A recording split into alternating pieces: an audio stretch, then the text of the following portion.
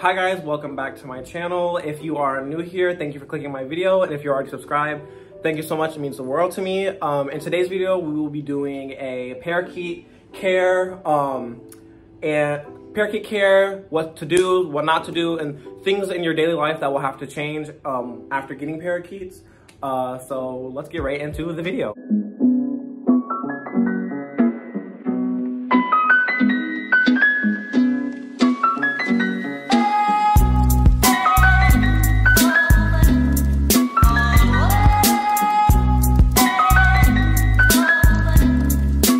So in the first part of the video, I will be talking about cleaning the parakeet cage and how I clean their cage. They're a little bit scared right now. They've never been on camera like this, so that's that. So what I use to clean their cage is I use a half apple cider vinegar, half water solution in a bottle. This is safe for them. You want to make sure you're not using any harsh chemicals for them because their respiratory systems are very sensitive. So you could accidentally end up sending your bird into cardiac arrest or anything like that. You don't want any of that to happen. So just something organic and safe for parakeets. So that's why I use this. I use this scrubber that I got from the dollar store. So this end has a scraper where I can scrape the bars, the hard poop off, and then the scrubby to scrub the bars down. I also use this sponge, to just wipe the bars down. And I have it in this container with a vent on top so it doesn't get moldy. And then to put at the bottom of the cage, I just use newspapers that I get in the mail that we don't need or don't use. So we'll just do a quick little time lapse of me cleaning their cage, and then we'll be back.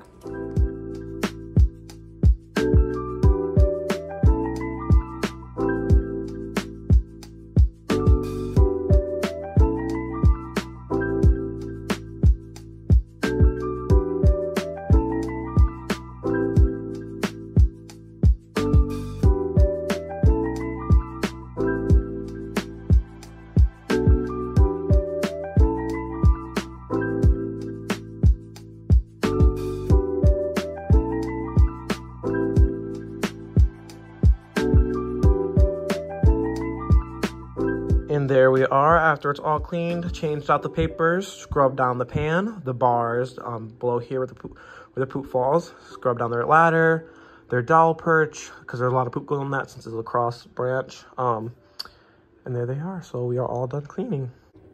Okay, and here is my parakeets diet. So I'm gonna show you guys what I feed my parakeets. So on the average day, my parakeets get this seed and pellet mix. So this is just a seed mix I get from my local pet store, Bruce Pets. They get 2 tablespoons each, so 4 tablespoons all together in their bowl. These are the pellets that I use, and they are the crumble version. And you want to make sure that they're getting pellets and not just seeds, because if they get just seeds, they can start having kidney problem or liver problems, I believe, and it's just not good for them. Their beaks can start growing extra long. You just don't want that to happen. So make sure you're giving them pellets with that. And then once or twice a week, my birds get a chop. This is a chop that I make at home, and I freeze it so it can stay fresh for longer. And when I'm ready to use it, I just microwave it and dump the water out in between cycles. And in my chop, I have spinach, squash, carrots, or no, not carrots, spinach, squash, cucumbers, apples, and then I put a little bit of seeds in there when I put it in the bowls. So that's what my birds get for their diet. And you just want to make sure that you are giving your birds fruits and vegetables to make sure their diet all around is healthy and that your bird is getting the vitamins and nutrients that they need. So some of the do's and don'ts of parakeets. So clearly, you're going to want to have a lot of different toys in there for them. So you're going to want to have foraging toys, stuff that they can rip up. And then you're going to want to have just other little things that they can chew on, like wood. And you want at least 2 different kinds of perches, but I recommend 3. So my birds have all natural perch. They have 2 all natural perches right there. And you also want to level your perches so they can have different levels that they can be on. So my birds get natural wood perches down there. Then they have 2 thicker natural wood perches, and one of them has little bumps on it for a different texture. I have 1 dowel perch. You don't want too many dowel perches, or your parakeets can get bumblefoot, and that's from when their feet are gripping on the same part of the perches all the time. It creates pressure ulcers, and that can get infected. So you don't want that happening. And then also my birds have a platform perch. So if they don't want to grab and they want to just rest their feet, they can do that. So I would highly recommend getting some type of platform perch. They sell them like that, where they're just straight, or they sell ones that go into corners of the cages. My birds also have lots of different toys. If you can see down here, they have a ladder they can climb, a toy they can chew on here. Up there, they have their little Converse, which has little plastic things on it, and they have some stuff right like that. It's like a wicker basket kind of vibe.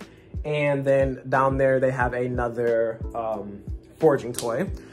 So you want to make sure you give them a lot of different toys. You don't want to fill their cage up too much, but you want to fill it up enough where they have different things they can do in there, but you don't want it to be too crowded. So for their cage, I would recommend a flight cage, because they're birds. So the bigger the cage, the better. This is I want to say a 52-inch preview cage. I got off of Amazon. So if you buy them off Amazon, they're a lot cheaper. They're a little bit hard to put together, but they're a lot cheaper than getting them from pet stores if you buy them online on Amazon. You don't ever want to use any type of jingle bells. If there's ever any jingle bells on your bird toys, you want to take them off, because your birds can get their beaks and their toes stuck in the bells, and they might bite their foot or bite their toes off, which could be very traumatic for a bird. And then sometimes some people recommend not having the bells on there, like the like cow bells, because your bird can get their beak and their feet caught to the clappers. My birds don't really mess with them, so I just keep them in there. You just want to make sure you're watching your birds around them, and like, if you it's rather be safe than sorry. If you are not home a lot, I would just take them off. You also want a cuddle bone in your bird cage, so your birds can rub their beaks on it to wear down their beaks. And I also have a mirror in my bird cage, which is kind of controversial. Some people don't like mirrors because they can cause psychological problems in birds. But since I have 2 birds, they don't really use the mirror anyways, so I kind of just leave it in there. And I haven't noticed any differences in them. So I would just watch them with that too. And so that's kind of like your cage setup and your cage style. And you just want to make sure that you have enough room. If you're going to get one budgie to have, like, you can have about half this cage long. Like, this cage would be perfect if it was half this, so not as tall but wide.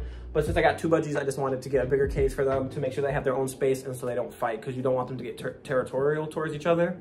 So that's what you should do for your cage setup and how to maintain that. So here are the don'ts to having parakeets. So your life will change a lot. You no longer will be able to use non-stick skillets that has Teflon in it. So if you have any of those, you would want to replace them, or try to, I don't know, like, I just don't have them. I use cast iron skillets. You will no longer be able to burn candles in your house. Cleaning products, you'd want to use more organic and natural cleaning products, just because bird respiratory systems are very sensitive to all those chemicals and stuff, so you don't want to kill your birds. And so I just kind of use, to wipe my counters off, I use warm water or hot water and Dawn dish soap, and just mix it up, and then I use that to wipe down my tables and my counters as a cleaning product. And you also want to, you can use Dawn dish soap to clean your birds' food bowls and water bowls, because you want to do that every day, just to make sure that your birds don't get sick, because they are very prone to getting sick very easily. Perfumes, air fresheners, stuff like that, you don't want to use around your birds, because your birds, like I said, can get sick from that stuff. So it's going to be a big life change with chemicals you use in your house, sprays, fragrances. The only fragrances I use in my house is a lemon essential oil, 100% pure lemon essential oil. And that's what I kind of use in my house to make my house smell good. If my house starts to stink, which it really never does if you stay on top of your maintenance and your care of your birds. I would also recommend getting an air purifier. I have one, a small one, that was about $30 on Amazon, since I have a smaller apartment. And that really, I've noticed a big difference with the quality of my air. It just smells way less odorous, I guess you could say, in here. And you can see all the dirt when I open it up. There's a lot of dust in there, and that will also help with your birds and their respiratory system, getting all that dirt out of the air, especially if you have other animals like cats and dogs. I would highly recommend getting an air purifier. So those are the main don'ts with parakeets.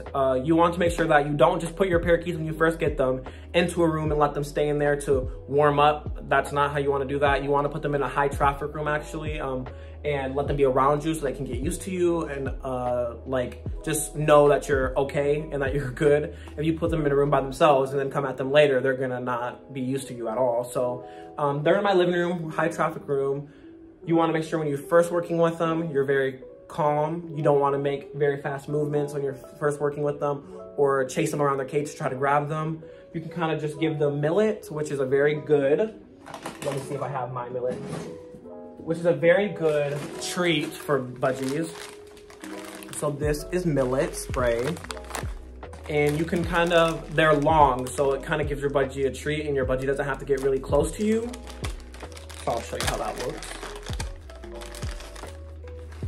So we'll take this really long one. You see how it's long, so your budgies can eat it without getting super close to your hand when you first get them. And sometimes my budgies get scared. I don't know if they'll take it right now just because the camera's set up in the light. They're not used to any of this. But you just want to go really slow with them when you're introducing your hand into your cage. I kind of just let it sit halfway through and then put it up to them and see if they'll take it. They're thinking about it. Want some, Jeff? Oh, there he goes. Jesse's taking some.